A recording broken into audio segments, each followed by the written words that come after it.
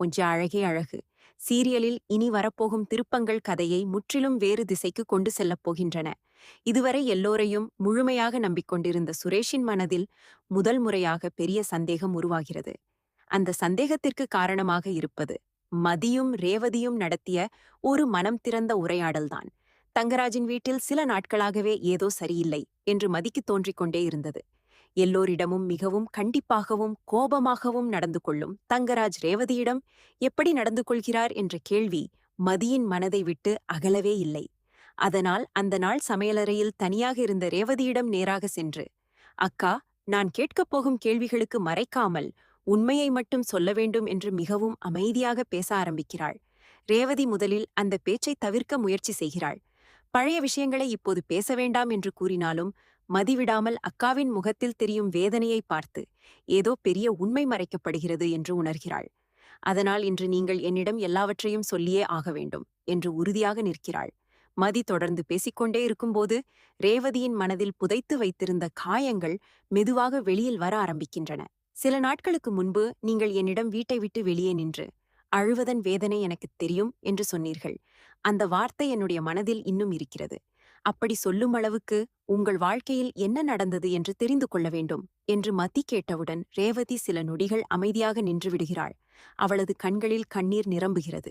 பேசலாமா வேண்டாமா என்று பலமுறை யோசித்த பிறகு இனிமேல் இந்த உண்மையை உள்ளே வைத்துக்கொண்டு வாழ முடியாது என்று முடிவு செய்து மெதுவாக தனது வாழ்க்கையின் மறைக்கப்பட்ட அத்தியாயங்களை சொல்ல ஆரம்பிக்கிறாள். அந்த குரலில் இருந்த நடுக்கத்தை பார்த்தவுடனே மதிக்கும் கண்களில் கண்ணீர் வழிய ஆரம்பிக்கிறது. அதே நேரத்தில் தங்கராஜுடன் பேசிக்கொண்டிருந்த சுரேஷ் மேலே அறைக்குச் செல்லும் முன்பு தண்ணீர் குடிக்க சமையலறை அருகே வருகிறான். அப்போது உள்ளே இருந்து மதியும் ரேவதியும் பேசும் குரல் அவனுடைய காதில் விழுகிறது. முதலில் அவர்கள் சாதாரணமாக பேசிக்கொண்டிருப்பார்கள் என்று நினைக்கிறான். ஆனால் தனது பெயரும் தங்கராஜின் பெயரும் தொடர்ந்து வருவதைக் கேட்டு திடீரென நின்று விடுகிறான். என்னை பற்றி என்ன பேசுகிறார்கள் என்று தெரிந்து கொள்ள வேண்டும் என்ற ஆர்வத்தில் கதவுக்கு வெளியே அமைதியாக நின்று கேட்க ஆரம்பிக்கிறான். அந்த ஒரு முடிவு அவனுடைய வாழ்க்கையை முழுவதுமாக மாற்றப் போகிறது என்று அப்போது அவனுக்கே தெரியாது. அவன் கேட்கும் ஒவ்வொரு வார்த்தையும் இதுவரை கட்டியிருந்த நம்பிக்கையை மெதுவாக உடைத்து சிதைக்க ஆரம்பிக்கிறது. ரேவதி மிகவும் வேதனையுடன் பேசுகிறாள். இந்த வீட்டில் நான் அனுபவிக்கும் கஷ்டத்தை எனக்கு மட்டும்தான் தெரியும். நான் சிரித்துக்கொண்டே இருந்தாலும் உள்ளுக்குள் தினமும் அழுது கொண்டே இருக்கிறேன். என்னுடைய வீட்டில் கூட ஒரு நாளும் உண்மையை சொல்லவில்லை.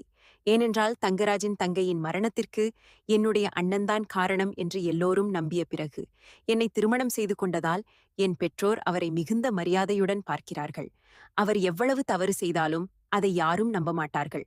ஆனால் அவர் உண்மையில் எப்படி நடந்து கொள்கிறார் என்பதை நான் மட்டும்தான் தினமும் பார்த்துக் கொண்டிருக்கிறேன். என்னுடைய கஷ்டத்தை புரிந்து கொண்ட ஒரே மனிதர் என்னுடைய அண்ணன் பாக்யராஜ் தான் என்று சொல்லும்போது ரேவதியின் குரல் உடைந்து விடுகிறது. அந்த வார்த்தைகள் சுரேஷின் இதயத்தையே அதிர வைக்கின்றன. அதன் பிறகு ரேவதி இன்னும் பல உண்மைகளை வெளிப்படுத்துகிறாள். சில நாட்களுக்கு முன்பு ஒரு சிறிய விஷயத்திற்காக ஏற்பட்ட சண்டையில் தங்கராஜ் என்னை வீட்டை விட்டு வெளியே தள்ளி கதவை பூட்டிவிட்டார். அந்த இரவு முழுவதும் நான் வீட்டின் வாசலில் உட்கார்ந்து அழுது கொண்டே இருந்தேன். நேரம் இரவு 1 மணியை தாண்டியிருந்தது. அப்போதுதான் பாக்யராஜ் அண்ணன் அங்கே வந்து என்னை பார்த்தார். ஏன் வெளியே உட்கார்ந்து இருக்கிறாய் என்று மீண்டும் மீண்டும் கேட்டார். முதலில் நான் எதுவும் சொல்லவில்லை.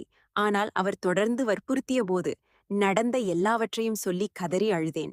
உடனே நீ இங்கே ஒரு நிமிடமும் இருக்கக்கூடாது, என்னுடன் வீட்டிற்கு வா என்று அழைத்தார். ஆனால் நான் போனால் 2 குடும்பங்களுக்கும் இன்னும் பெரிய பிரச்சனை வரும் என்று நினைத்து அவருடன் செல்ல மறுத்தேன். அந்த நாள் முதல் என் வாழ்க்கை முழுவதும் சமரசம் செய்து கொண்டு வாழ்கிறேன் என்று சொல்லும்போது மதி ரேவதியின் கைகளை பிடித்து ஆறுதல் கூறுகிறாள். ரேவதி அதற்குப் பிறகும் சுரேஷை பற்றியே பேசுகிறாள். நான் உன்னுடைய தம்பியிடம் எத்தனை முறை சொன்னேன் தெரியுமா? மாமா சொல்வதை கேட்டு மட்டும் வாழ்க்கையை நடத்தாதே. உன் சொந்த முடிவை நீ எடு. உன் மனைவியை புரிந்து கொள். உன் குடும்பத்தை காப்பாற்று என்று எவ்வளவோ முறை அறிவுரை சொன்னேன். ஆனால் அவன் என்னுடைய பேச்சை ஒரு நாளும் சீரியஸாக எடுத்துக்கொள்ளவில்லை. எல்லாவற்றிலும் மாமா சொல்வதுதான் சரி என்று நம்பினான். அதனால்தான் இவ்வளவு பிரச்சனைகள் ஏற்பட்டன. ஒரு நாள் அவன் உண்மையை புரிந்து கொள்வான் என்று நம்பிக்கையுடன் இருந்தேன். இன்று அந்த நாள் வந்திருக்கலாம் என்று தோன்றுகிறது என்று ரேவதி சொல்லும்போது சுரேஷின் மனசாட்சி அவனை கடுமையாக வதைக்க ஆரம்பிக்கிறது. இதுவரை அமைதியாக கேட்டுக்கொண்டிருந்த